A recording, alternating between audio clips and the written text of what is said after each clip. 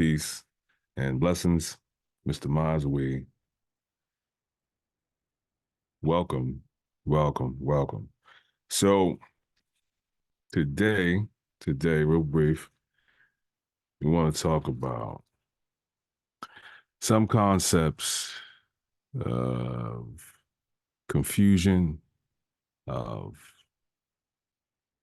maybe sticking points when it comes down to your personal practice.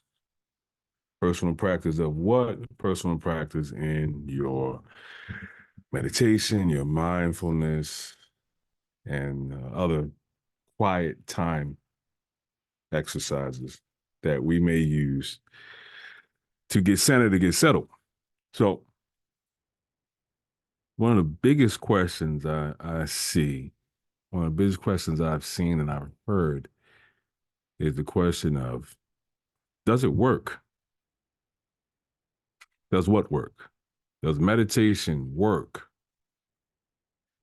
So that's a very loaded question. It really depends on who's asking and what are their goals or what are their issues. Over the years, people have come and I've seen them in practice. I've seen them when I was learning. I saw them when I was in instruction to learn more about meditation as a younger person. And generally, what I saw were people that had issues. And you say, well, everyone has issues, right? Exactly. And so who does it work for? It's number one. See, what will it work? Okay. So who does it work for? Number one. Well, it can work for anyone who really is committed to resolving dis-ease or uneasiness and who has some level of dissatisfaction with their life. Dissatisfaction with life, well, that can be a whole lot of people. Exactly. So then it comes down to what is it specifically that you need or the individual needs, and what are we trying to resolve? So when we get down to specific issues and we start talking about past events and traumas and things of that nature, and we're looking at these very specific nuances in our past that cause us personal stress today, it's often likened to meditation is often likened to seeing a therapist or seeing some type of counselor, and it's not that. But what it is, it really gives you the tool to be able to sit with the discomfort of these experiences or the memories of these experiences, so that we are able to fully, one second,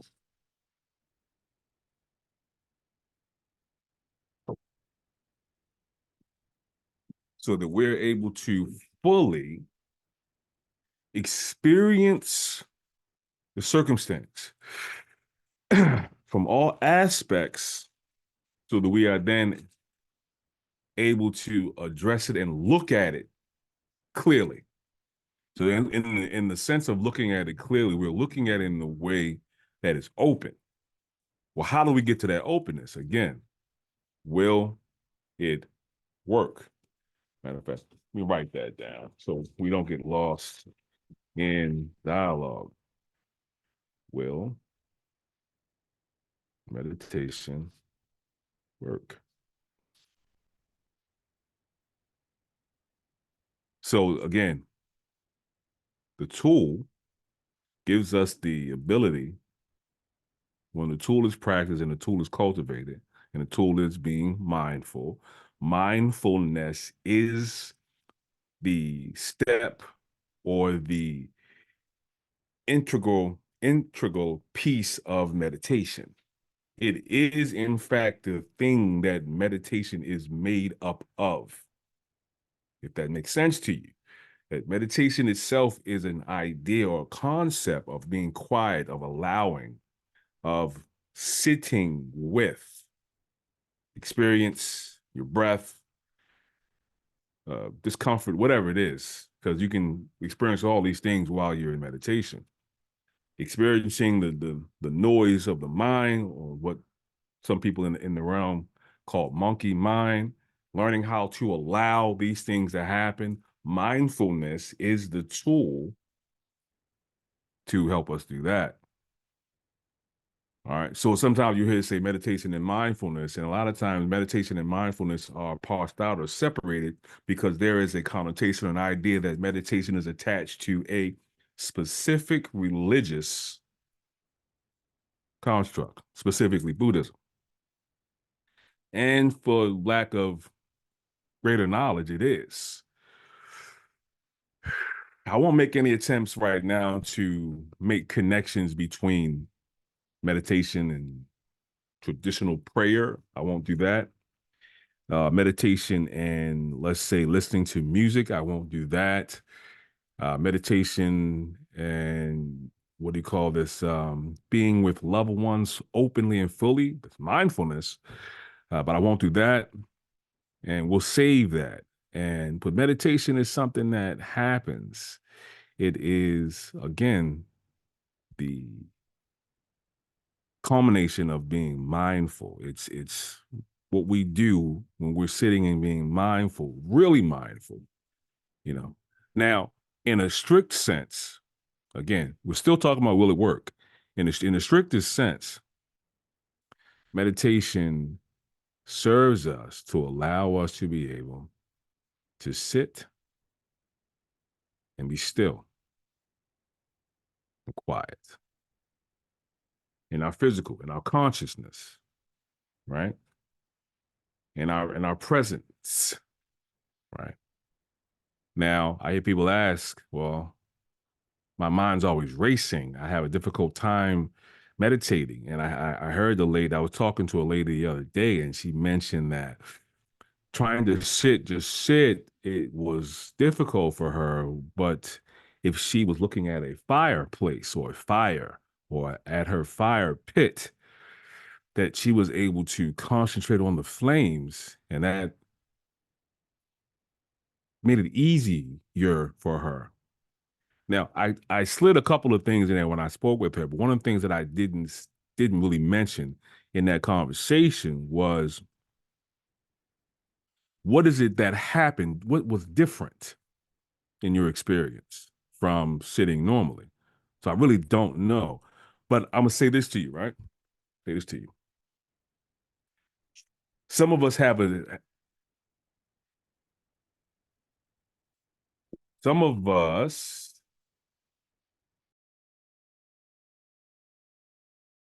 that's my phone going off. I'm gonna have to let that ring for a moment.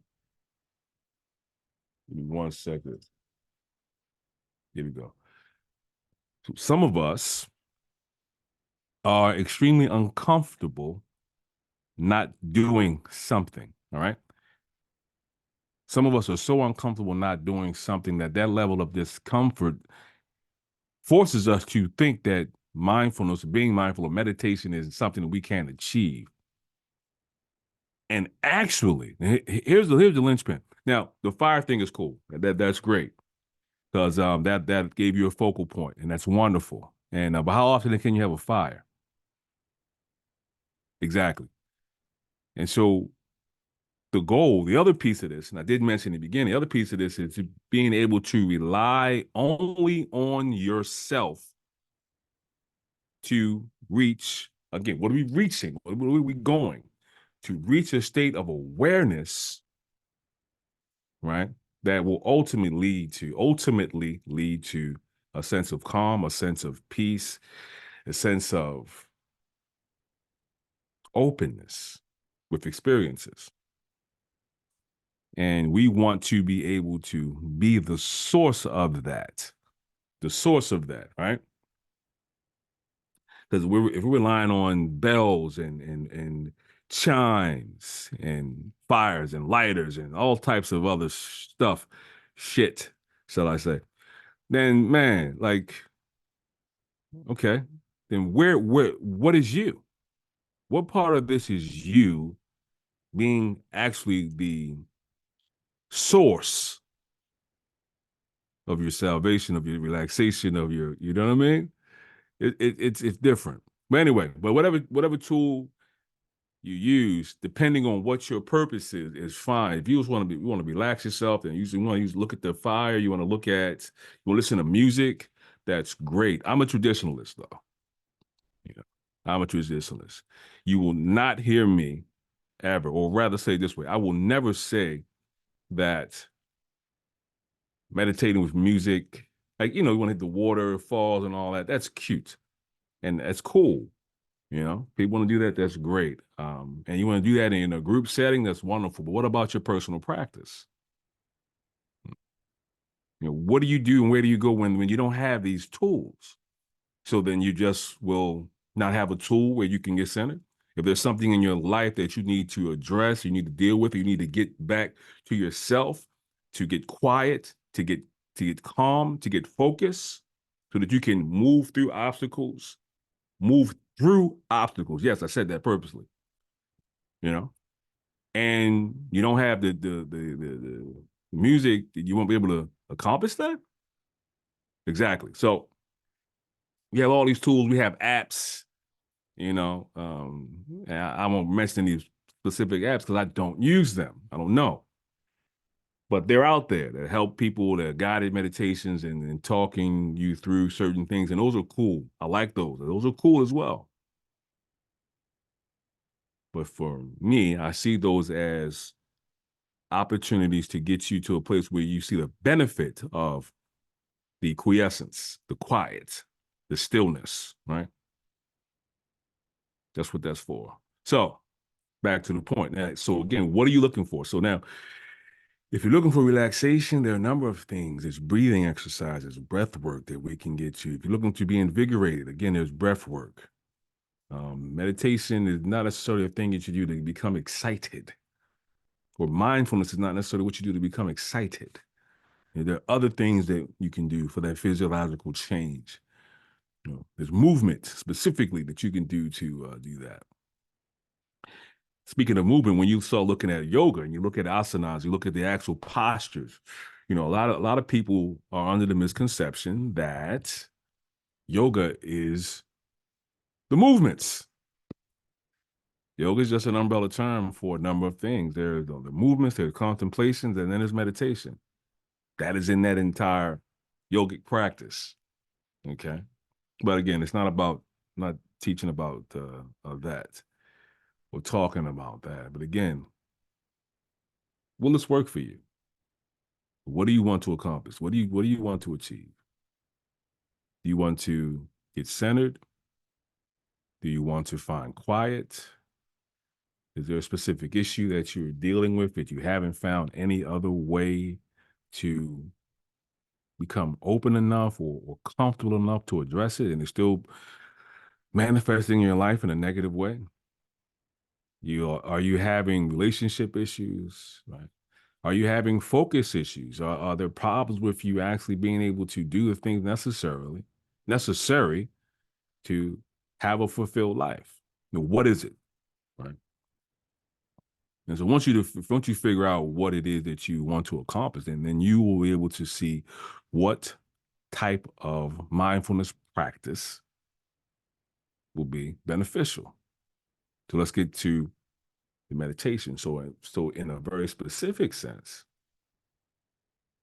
anyone can meditate, right? Anyone can meditate, right? And so, well, I'm uncomfortable. I don't like sitting still. Then that is what you work on in your meditation to conquer that. It's either you allow your body to rule you or you rule your body. Like, who's working for who? It's up to you. Like I say, now, the choice of being so direct and being strong enough and being willing enough to work on us, if certain aspects are not for you, that's something different. But when it comes down to addressing whatever these frailties are, because that's a frailty. I can't sit still. What do you mean you can't sit still? Of course you can. Why can't you? You say, well, I've fritter, jitter, move around, jump, and all that. Okay. So then, as you're meditating, then you acknowledge that you're moving. And you go back to your focal point, your breathing, your mantra, right? Or being aware of the fidgeting. See, the misconception is that there is an ultimate place to be, that you're trying to reach somewhere. And you're not. That's the misconception. There's nowhere to get to. There's nowhere to go. It is the present. It says being in that present moment, non-judgmentally. Didn't say that in the beginning because I want you to come with me on this ride. You know,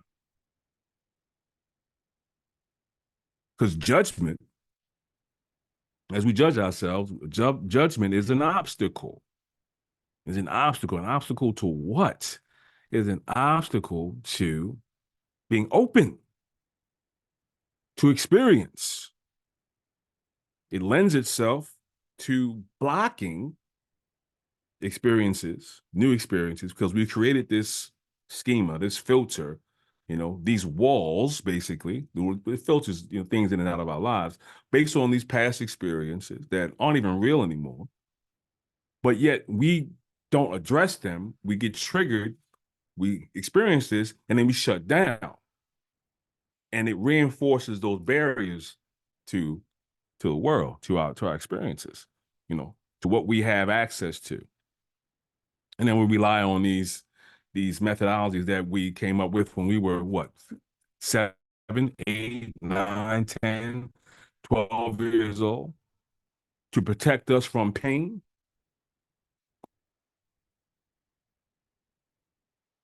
That's not what you want. That's not what you want. So if that was what you wanted, there wouldn't be any dis-ease or discomfort with that experience. You would be like, oh man, yeah, this is perfect. I'm shutting down again. I love it. I'm blocking myself from a experience that could be a relationship that benefits me financially, emotionally. No, I have a trigger. Oh no. It's a job opportunity, and I'm too afraid to be vulnerable in a situation, to fail, to be wrong, to be judged, right? Because I was judged and there was bad experience about that in my past, and I don't want to feel that again. So no, I won't expose myself or challenge myself or step outside of my normal comfort zone because I'm so afraid of that experience again. Well, okay, well, there are many ways to address that. This is just one methodology to just get comfortable with that experience. What was that experience? Sit with it. And each trigger that comes up, have a tool to sit with it. Some people will think, well, you're running, you're breathing, using your breathing exercises, and because you don't want to feel the pain. Incorrect. Incorrect. Matter of fact, I want you to experience these experiences. I want you to recognize through sitting, through being present, that these experiences don't have the power that you think they do. As you learn to sit with them, you'll see that they will fade away. They'll disappear. And that's the hope. That's the goal. That's the idea, that not so much that these things will disappear, but that you'll just become comfortable, more comfortable with being present with whatever arises. Take it as it comes. You get off your focal point, let's come back to it. So you're doing your breathing, you're doing a mantra meditation, and you start thinking about things in the past and you get triggered. Recognize it. Don't judge it. Or rather, I'm going to speak in the positive. Recognize it non-judgmentally. Come back to the present. That's it. You're sitting, you're fidgeting, your mind is racing. It's all over the place. All types of shit is going through your head, man. Wow, I can't fucking sit like this. Acknowledge it non-judgmentally. Go back to your mantra. But say, man, I do this constantly, man. I spend the whole time I'm sitting there coming back to my mantra. And when am I actually meditating? When is it actually working? Yes, that is the process. That is your process. It's uncomfortable. Okay. Sit with that. Accept that.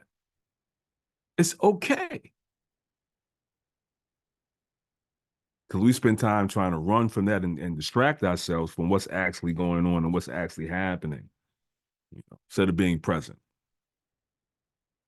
Now, this is not a diagnosis. It's not a recommendation. If there's some serious psychological concerns that you're having and that require or that you're taking medication for, this is not to say you just don't take your medication. Of course, come on. Let's not be goofy, you know. But what this is that, man, this is something that you can do. Once you get a place where you have a baseline and you have your mind is clear enough where you can understand that there's a benefit to this process, and you'll be able to use this process in your life. I've been doing this for a long time, such a very long time. And when I say that very deliberately here, because I want you to understand that every stage of it, everything that you're experiencing, if you're starting this out, everything, if you're in the middle of your process, if you've been on and off for a number of years, everything that you're going through, I've been through as a practitioner. Everything, every stage of it. The one consistency is understanding and knowing that it's a better life with it. There are other things that must happen. This is not a one-stop shop. There are other things that you must do. This is your springboard. And again, it's not for everyone. People might want an easier path. People might like the more excitable path. And that's great. And you go where you feel you'll be able to excel in their process. There's no cook. There aren't any cookie cutters. But again, let's go back to something real quick. Will this work for you? Talked about a number of different methodologies, right? A number of ways you can approach this. Mantra, breath work, right? Just sitting, right? Focus on what's going on around you, being aware. I didn't mention that. Just like a real mindfulness, mindfulness walking, washing the dishes mindfully, driving mindfully, all right?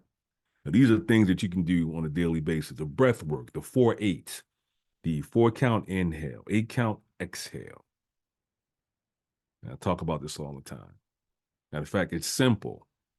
This is what some breath strategy to become present, to settle, to get centered, right? Inhale through your nose. Exhale through your mouth.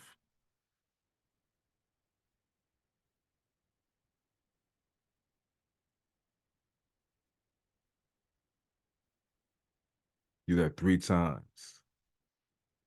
Breathe normally, 4 breaths or so. 3 more times of the 4-8. 4-count inhale, 8-count exhale. And you'll center. Simple.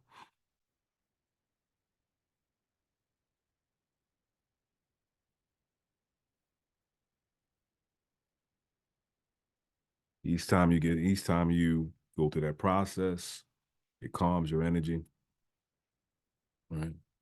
You can kind of take a step back from experiences. And it's easy. You do it in 30 seconds, a minute.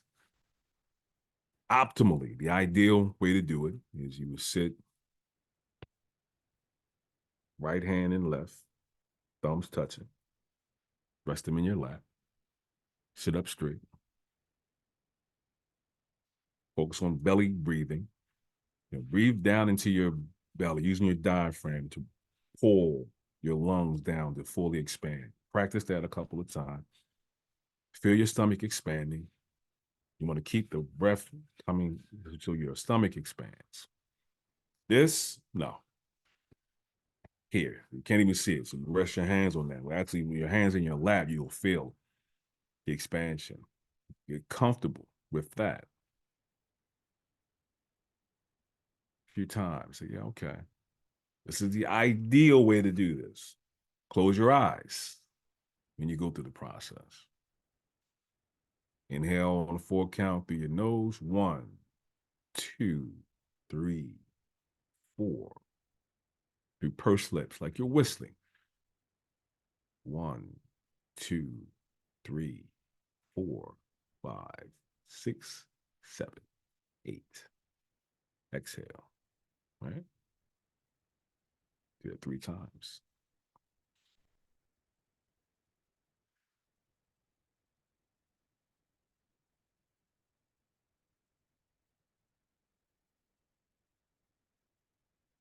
Each time I do it, I come back to a center. My energy settles. You know, I'm an excitable person. Can you tell? No. A lot of energy. Get very passionate. Sometimes it's called for. Sometimes it's not. Sometimes it's helpful. Other times not so helpful. So yes. Well, in that respect, hopefully this will be beneficial to someone in this sphere, this space of mindfulness and meditation. I hope this was helpful. Let me fully introduce myself. This is Mr. Maswi with MHI Wellness and also Maswi Holistic Institute. I hope you all have a meaningful, peaceful, and joyous day. Take care.